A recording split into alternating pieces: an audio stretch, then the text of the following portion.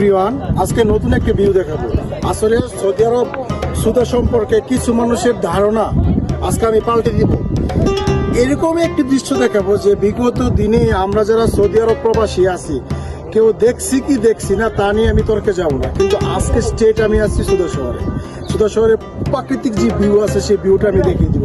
তো চলুন দেখে আসি প্রাকৃতিক ভিউটা কিরকম।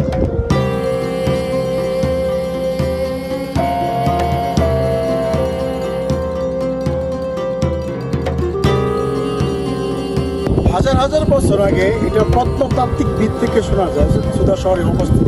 এই শহরটা ছিল ইয়েমেনিদের, বর্তমানে এটা সৌদি আরবের বেস্ট একটি পর্যটন কেন্দ্র হিসেবে গড়ে উঠেছে। এর মধ্যে বিগত 30 বছর পরে এটাকে আরো আপডেট করবে। আসলে এই শহরের যে ভিউটা রিয়াদ জেদ্দা থেকে 700 বা মতান্তরে 800 ফিট উপরে অবস্থিত। এটাকে বলা হয় মেঘালয়ের একটি সিটি। একটু ভিডিও দেখতে পারেন, একটু সামনের দিকে আসুন।